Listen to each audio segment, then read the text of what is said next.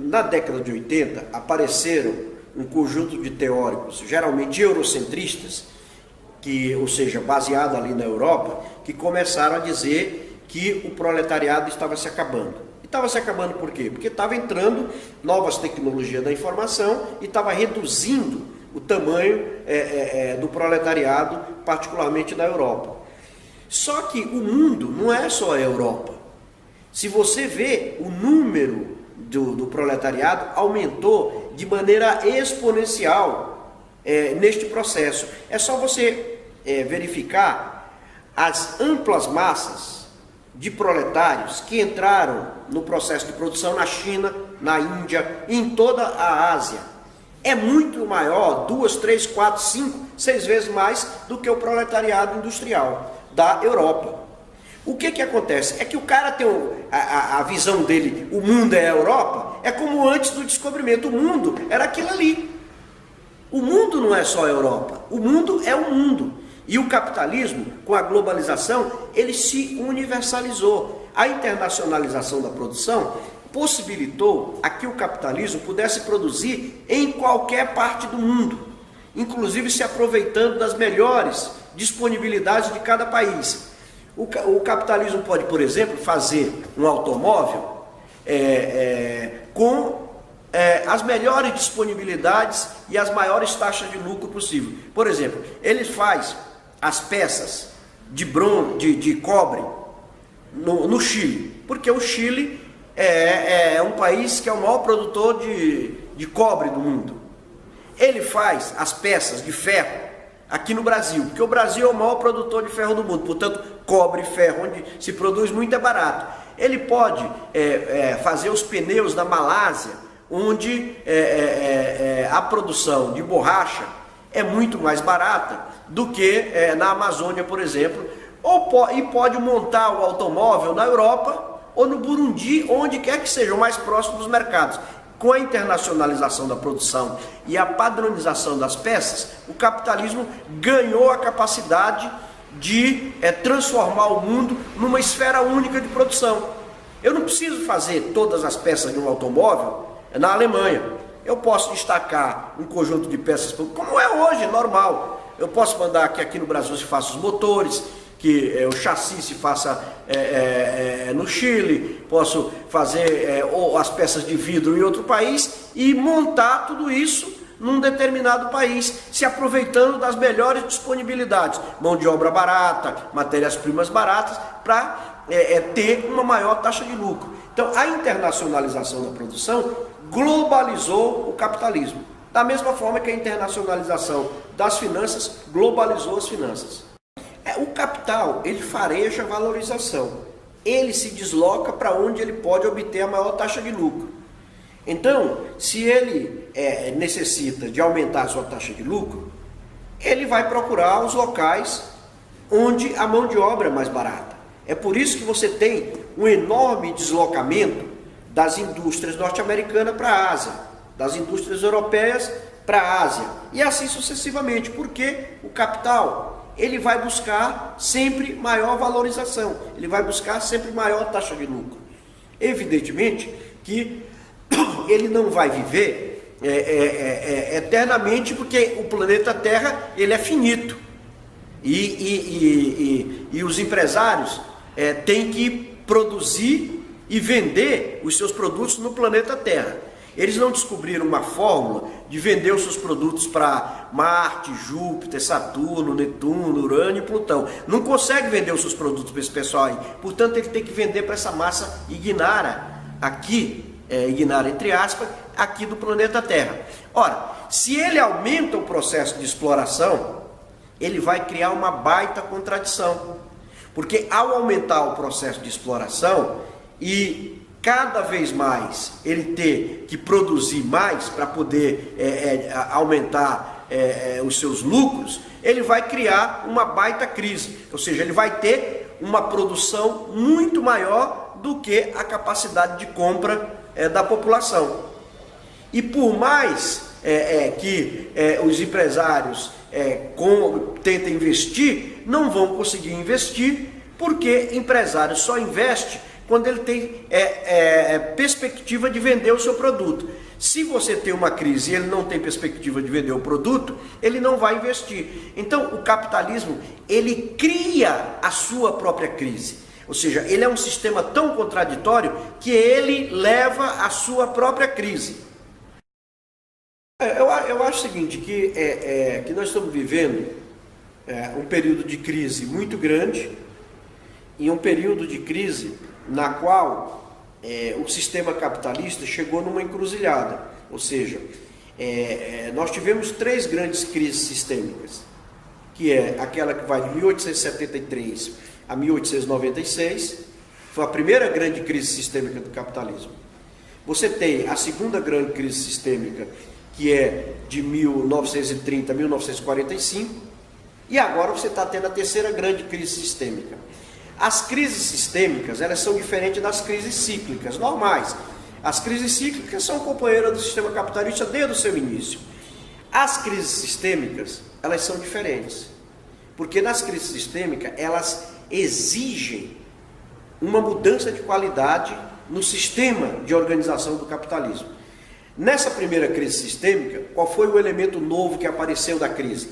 A passagem do capitalismo concorrencial para o capitalismo monopolista. Qual foi a consequência da segunda grande crise sistêmica, que vai de 30 a 45? Foi a divisão do mundo. Foi a Segunda Guerra Mundial e a divisão do mundo em 2 sistemas, o sistema socialista e o sistema capitalista. E no interior do sistema capitalista, o estado de bem-estar social, quando os trabalhadores saíram desse processo com a força muito grande e conquistaram um conjunto de direitos e garantias que permitiram, particularmente na Europa, criar um estado de bem-estar social, que agora o capitalismo está tomando de volta tudo aquilo que ele foi obrigado a conceder. E agora nós estamos vivendo a terceira grande crise sistêmica, e já faz 10 anos. E até agora os capitalistas não conseguiram encontrar uma saída, porque todas as crises sistêmicas são muito longas, porque enquanto não forem resolvidos os problemas que estão sendo questionados pela própria crise, ela vai continuar. E essa crise vai continuar enquanto não resolver todos os problemas que ela está colocando. Ou seja, essa crise ela tá sendo o final de um longo ciclo que vai do final da Segunda Guerra Mundial até agora. E por mais que os governos tenham tentado todas as fórmulas para sair da crise, não conseguiram e dificilmente vão conseguir, enquanto não produzir, essa crise não produzir todos os efeitos que as crises sistêmicas produzem no sistema capitalista. Ou seja, enquanto não houver uma rearrumação, como aconteceu na primeira e na segunda, ela vai continuar. E nas crises, as crises, elas são janelas de oportunidade, tanto para os capitalistas quanto para os trabalhadores. Nas crises são momentos de disputa profunda da luta de classes. Então, neste momento, há uma disputa profunda da luta de classes, tanto no exterior quanto aqui no Brasil. Você vê, tanto no exterior quanto no Brasil, há uma ofensiva generalizada do capital, no sentido de cortar direitos dos trabalhadores, cortar salário dos trabalhadores, cortar aposentadorias, reduzir os gastos sociais, reduzir o número de trabalhadores públicos para poder ficar com a parte do orçamento. E isso aqui no Brasil também nós estamos vendo. O que é o ajuste fiscal? É a tentativa de reduzir o tamanho do Estado, de colocar na conta dos trabalhadores todo o ônus da crise para o capital passar a ter uma maior taxa de lucro. E isso leva a que os trabalhadores respondam a isso com luta também. Então, este é um momento muito forte da luta de classe. Se você olhar, todos os trabalhadores da Europa já fizeram greve geral. Agora mesmo, nesse momento, está tendo uma grande luta dos trabalhadores na França, dos trabalhadores na Grécia, e aqui no Brasil vai ter uma grande luta também, à medida que o governo for apertando o parafuso mais do que já foi apertado até agora. Ou seja, e neste processo é uma disputa, é um livro aberto.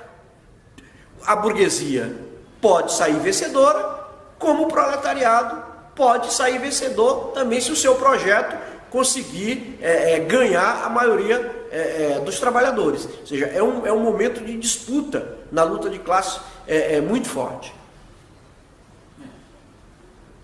Tem bateria ainda? Tem.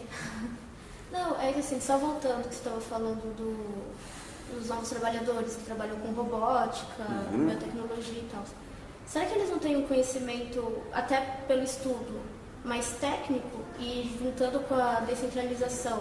Aí isso complica quando eles vão se unir para lutar mesmo? Isso é verdade. O ensino do sistema capitalista, ele se torna cada vez mais voltado para o mercado de trabalho. É o ensino técnico.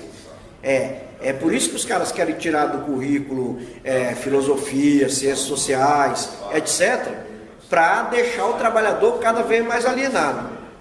E ele procura fragmentar os trabalhadores, tanto do ponto de vista da alienação, quanto do ponto de vista físico. Só que a exploração, ela é objetiva, ela é concreta.